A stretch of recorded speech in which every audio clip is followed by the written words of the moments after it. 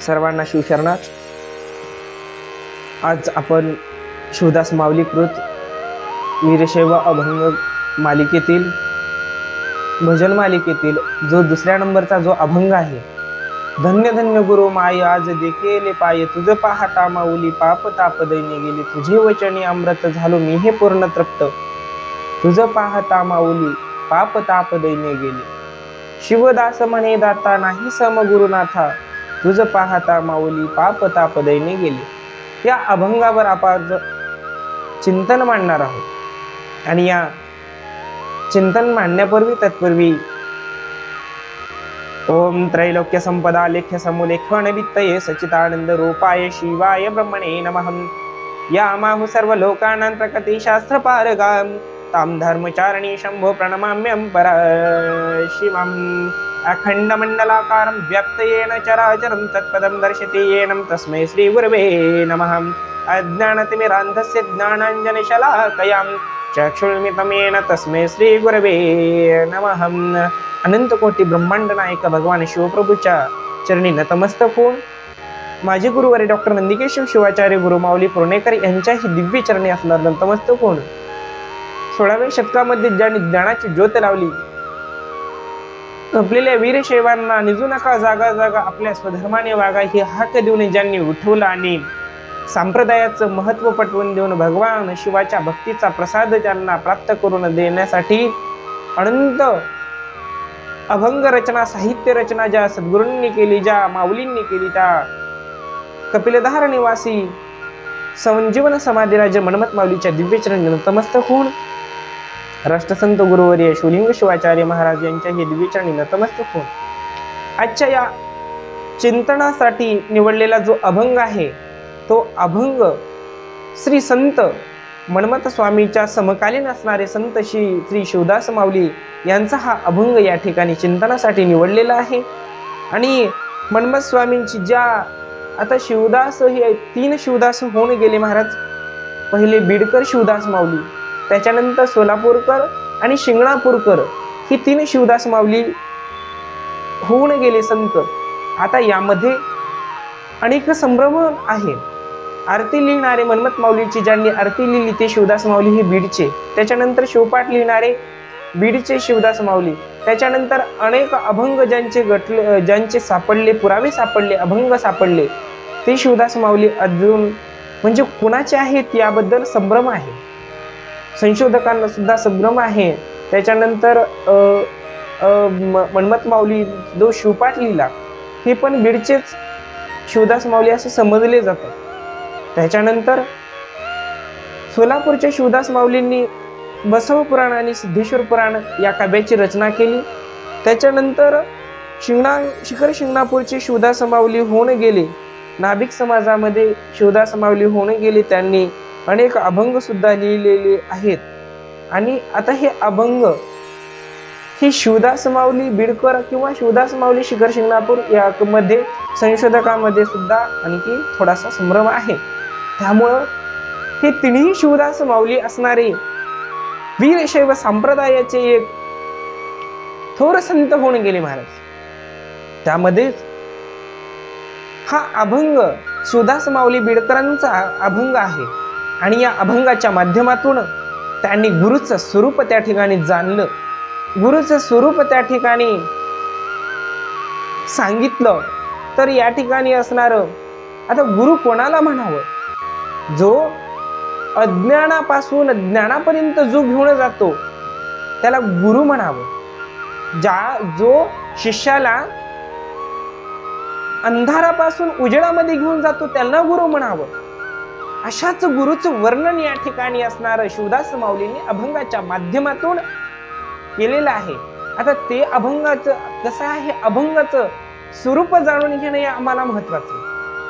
माऊली म्हणतात, अभंगाच्या काव्यपंक्तीतून लिहितात, अभंगाच्या माध्यमातून लिहितात, धन्य धन्य गुरु माय आज देखिले पाय, तुझ पाहता माऊले पाप ताप दैन्य गेली, तुझे वचनी अमृत झालो मी हे पूर्ण तृप्त, शिवदास म्हणे दाता नाही सम गुरुनाथा। अशा प्रकारचा जो अभंग आहे तो अभंग शिवदास माऊलींचा अभंग चिंतनासाठी या ठिकाणी निवडलेला आहे। अभंगाच्या माध्यमातून संत शिवदास माऊली असे सांगतात की बाबांनो, एका वेळीचा प्रसंग शिवदास माऊली संसाराला कंटाळले आणि कंटाळून या ठिकाणी असणार त्यावेळीच 16व्या शतकातील थोर मोठा असणार पंढरपूर नावाच्या क्षेत्रामध्ये शिवदास माऊली गेले. आणि शिवदास माऊलींनी त्या ठिकाणी गेल्यानंतर काही दिवस राहिल्यानंतर मनमत माऊलींची भेट ही त्यांना पंढरपूरच्या ठिकाणी मनमत माऊलीची कळंबे शिखर शिंगणापूर पदयात्रा चालू होती आणि त्या ठिकाणी असणार मनमत माऊलींची भेट शिवदास माऊलींसोबत झाली. आणि शिवदास माऊली सोबत भेट झाल्यानंतर मनमत स्वामीचं तेज, मनमत स्वामीचं रूप पाहून त्या शिवदास माऊलींना वाटलं की हे जे कोणीतरी आहेत हे माझ्या जीवनाचा उद्धार करू शकतील, अशा प्रकारचं त्यांना वाटलं. भगवे वस्त्र धारण करणाऱ्या मनमत माऊलीकडे या ठिकाणी शिवदास माऊली आले आणि साष्टांग दंडवत घातलं मनमत माऊलींना. साष्टांग दंडवत घालून मनमत माऊलीला नमस्कार केला. त्या ठिकाणी असणार आपली जीवनाची, संसारिक जीवनाची व्यथा सांगितली. त्यावेळेस असणार मनमत माऊलींनी उपदेश केला आणि सांगितलं की या जीवाचं शिव करण्याचं फक्त एकच साधन म्हणजे त्या ठिकाणी असणार शिवाची भक्ती करणं, गुरुची भक्ती करणं.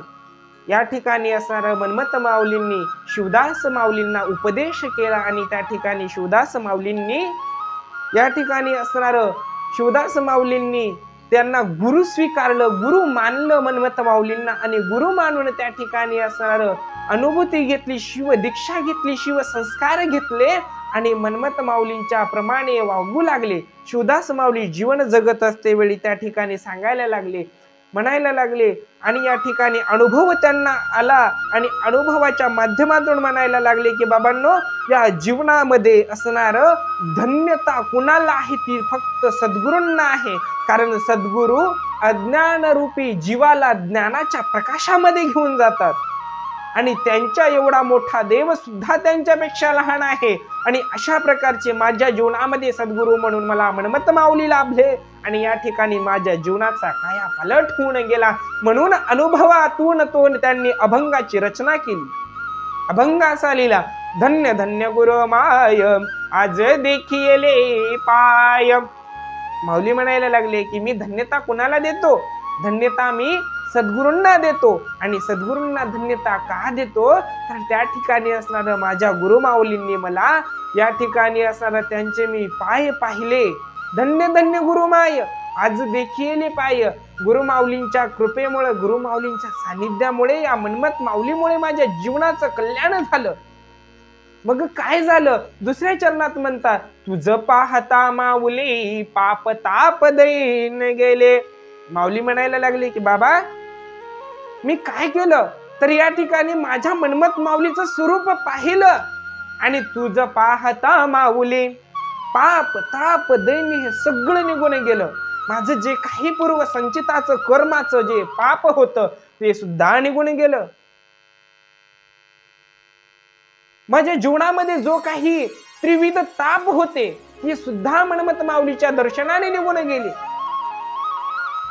आणि दैन्य म्हणजे या ठिकाणी असणार जी माझी अवस्था झाली होती, जी माझी उद्विग्न अवस्था संसारामध्ये झाली होती, आता मला जीवन नकोसं वाटत होतं, त्या ठिकाणी असणार ते दैन्य सुद्धा या ठिकाणी मनमत माऊलीला पाहिल्याबरोबर निघून गेलं. म्हणून मनमत माऊलीचं वर्णन त्या धन्य धन्य गुरुमाय या अभंगातून शिवदास माऊली करायला लागले आणि म्हणायला लागले की बाबांनो, कारण मी मनमत माऊलीला पाहिलं म्हणजे तीच माझी गुरुमाय झाली. म्हणून धन्य धन्य गुरुमाय आज देखिले पाय. तुझं पाहता माऊली पाप ताप दैन्य गेले.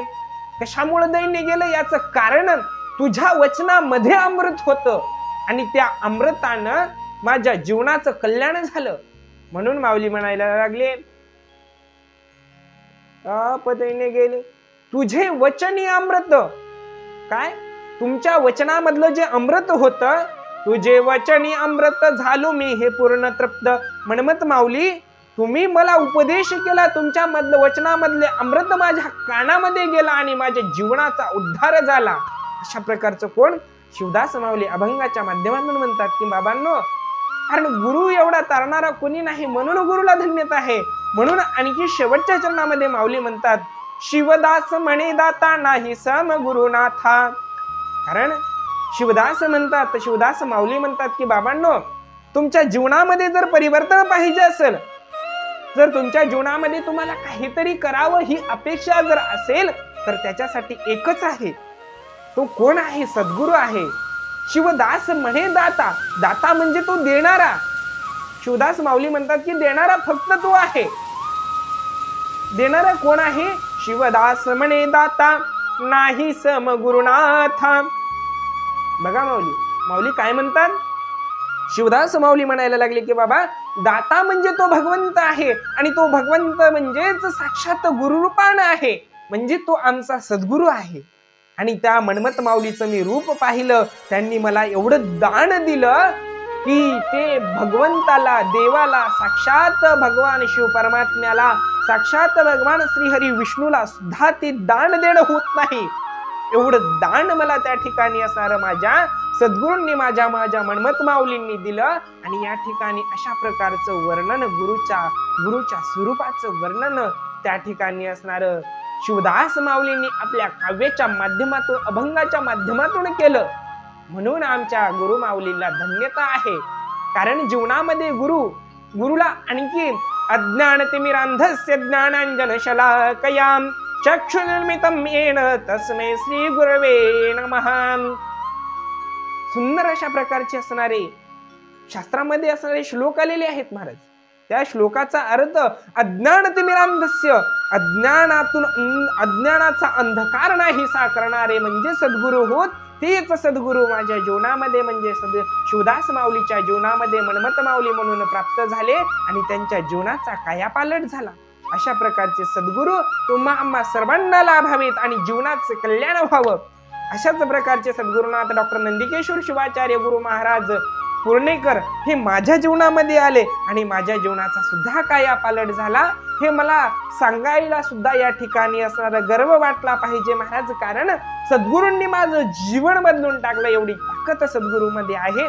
अशा प्रकारची असणारी त्या ठिकाणी अनुभव घेऊन, गुरुच्या मार्गदर्शनाचा अनुभव त्या ठिकाणी शिवदास माऊलींनी आपल्या काव्य पंक्तीतून या ठिकाणी असणारा धन्य धन्य गुरुमाय या अभंगाच्या माध्यमातून मांडलेला आहे. अशा प्रकारचा तो अभंगाचा सरळ आणि सोपा अर्थ होता. आणि या ठिकाणी असणार त्या अभंगावर चिंतन मांडण्याचा प्रयत्न मी बालाजी स्वामी महाराज पारडीकर या ठिकाणी चिंतन मांडण्याचा प्रयत्न केला. हे सगळं काही मला सद्गुरूची, माझ्या सद्गुरू डॉक्टर नंदिकेश्वराची देणगी आहे महाराज. याच्यासाठी जर तुम्हाला आणखी अभंगावर चिंतन पाहायचं असेल तर माझ्या गुरुकृपा या YouTube चॅनलला तुम्ही सबस्क्राईब करावं. आणि अनेक प्रकारचे अभंगाचे चिंतन या ठिकाणी तुम्हाला या YouTube चॅनलच्या माध्यमातून पाहायला मिळणार आहे, किंवा ऐकायला मिळणार आहे. तर आजचा हा अभंग धन्य धन्य गुरुमाय हा अभंग या ठिकाणी मला जशी सद्गुरूंनी बुद्धी दिली त्याप्रमाणे चिंतन मांडण्याचा प्रयत्न केला. ओम शांती शांती शांती. सद्गुरु डॉक्टर नंदिकेश्वर शिवाचार्य महाराज की जय. सांब जय नमः पार्वती पते शिव हर हर महादेव. श्रीमद जगद्गुरु पंचाचार्य महाराज की जय. सद्गुरु डॉक्टर नंदिकेश्वर शिवाचार्य महाराज की जय. संत शिरोमणी मन्मथ स्वामी महाराज की जय. राष्ट्र संत सद्गुरु शिवलिंग शिवाचार्य महाराज की जय. छत्रपती शिवाजी महाराज की जय. जगत ज्योती महात्मा बसवेश्वर महाराज की जय. धन्यवाद.